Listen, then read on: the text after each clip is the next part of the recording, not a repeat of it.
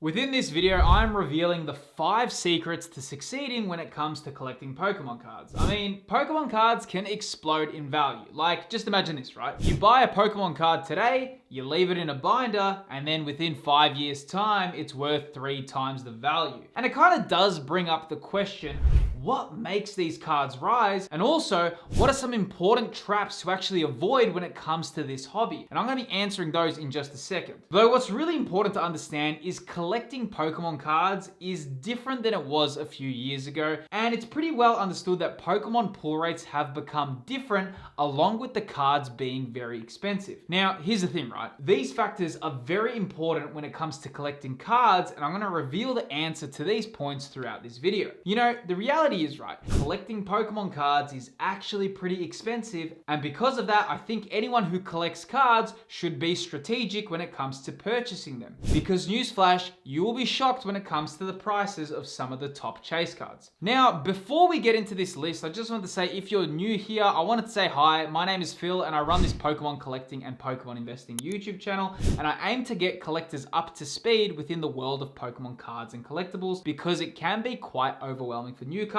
So please feel free to subscribe to the channel. This video will help a lot of newcomers in the hobby, though I actually feel experienced collectors will also get a bit of value out of this video. The first thing to understand is you don't gotta catch them all. It's okay to miss out on sets. So one of the most common issues I see collectors complaining about is that they can't afford every set that releases. Though keep in mind, right, Pokemon cards are not designed to collect every single card from every single expansion pack. I mean, it would be close to impossible to have every master set of every set. And I think this mentality is so strong because of the Pokemon's gotta catch them all mentality and catchphrase, right? When you play a Pokemon game, the final milestone to officially complete a Pokemon game is to catch every single Pokemon to complete your Pokédex. And you even have secret rewards at the end of the game when you finally complete it, right? Though this mentality has spilled into the TCG, but you need to remember that the TCG is not designed like that. I'd say even getting one master set of one expansion per generation is already a massive achievement. And I think a healthy mentality is to think of collecting Pokemon cards kind of like traveling the world. You don't need to visit every country to enjoy traveling. Sure, some people have visited every country in the world,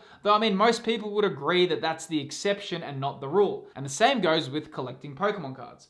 Some people out there may have every card from every generation and every set, but they are the exception, not the rule. You choose what you collect. You can experience some sets, you own some sealed product, and you need to be okay with missing out on a lot. In fact, I think it's much better to miss out on a lot of items and get what you love rather than worrying about trying to have it all. And this is because Pokemon has changed so much, which actually brings me to the next point, which is Pokemon's early collecting mentality no longer fits modern pull rates. So what's crucial to understand is when Pokemon released back in the 90s, the idea behind Pokemon was centralized around trading and community. They even had the ingenious idea to split the games and have certain Pokemon to be version exclusives. You know, I mean, in Pokemon Red, you had unique Pokemon that could only be obtained in Pokemon Red, and then Pokemon Blue had only Pokemon that you could obtain in that game, vice versa.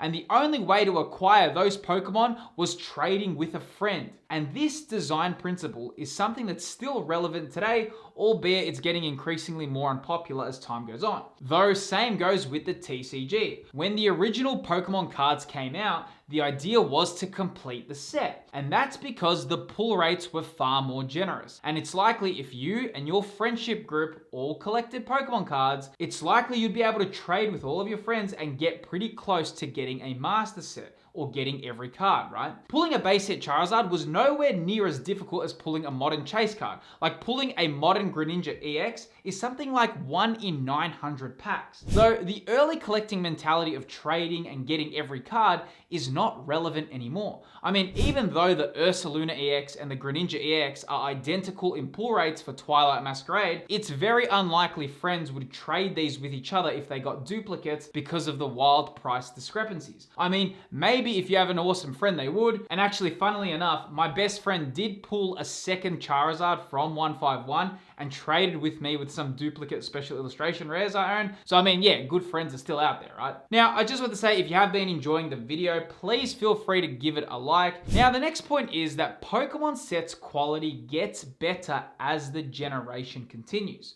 So Pokemon cards release very frequently and much more than they used to. And arguably, the quality of new sets can become very, very good as time goes on. So if you're new to collecting Pokemon, usually how it works is the deeper you get into a generation's life cycle, the better the quality becomes. Like, I mean, for Sword and Shield, for example, we started off with some real lackluster sets like Rebel Clash and Darkness Ablaze, and then towards the mid to the end of the life cycle, we got sets such as Evolving Skies, Fusion Strike, and Lost Origin.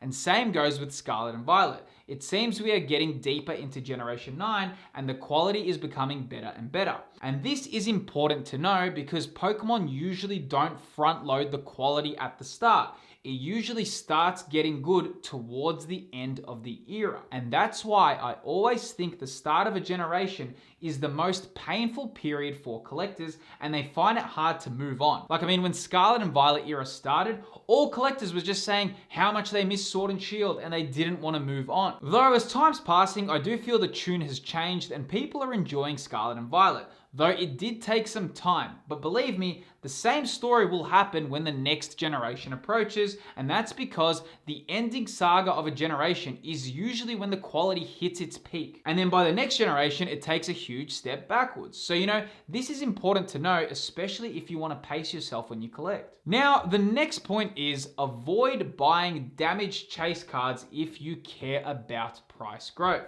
Now, before I get into this, I probably should touch on cards known as binder copies, which is essentially where some collectors buy damaged cards or cards that have whitening because they just want to add it to their master sets in a binder. And this is fine purely on a collectible perspective. However, if you care about the growth of the card, I personally wouldn't do that. So, as I said, some chase cards are expensive. And there's usually tiers for how expensive some chase cards can get. Some alternate arts and special illustration rares can exceed 200 USD just for a raw copy. And even in some rare circumstances, some raw copies can sell well over 500 USD. So some collectors can research these cards, look into it and think, oh, if I own the card, it's gonna grow in value, so I'm gonna just buy the cheapest copy I can. Now, the issue with this is that it doesn't future-proof your card because once it's damaged, the quality can only really go downhill from there. So if you care about the future product growth, I personally wouldn't buy damaged versions. Again, I suppose for binder copies and master set collectors, this doesn't really matter as much, but if you care about the value and growth, then set a goal to achieve the high quality version or just avoid buying it. And that actually brings me up to the next point, which is buying 1 or 2 sealed products is fine. You don't need a case every time. Okay, so one really common thing I see is people thinking they need to buy a case if they want to invest in a set. And that's just not true. So if you don't know what a case is a sealed shipment of sealed product. So a case of booster boxes has 6 booster boxes inside the case. A case of ETBs has 10 Elite Trainer boxes, and like a case of Ultra Premium collections contains 4 UPCs and so on. A lot of collectors like cases as they appreciate in value over time and they can get sold easier as a bulk item, so you can own a higher valued item, and there's generally a little bit of a belief in the collecting community that a case will be more likely to contain chase cards, right? But man, a case of booster boxes is so expensive. And you most certainly don't need to buy a case to have some skin in the game. Like personally, I very rarely buy a case of sealed product. Maybe if I really love a set, I'll consider it. Though at the same time, they are incredibly expensive. Don't fall into the trap that you need to own a case if you want to invest in collectibles. Even buying 1 or 2 sealed products is completely fine. What's far more important is that you don't buy products that are a waste of money. And the exact products to avoid can be seen right within this video here. Within this video on screen, I uncover the Pokemon products you want to avoid. If you enjoyed this video and want to learn more, click that video that's appearing on screen right now and we'll talk more about it there.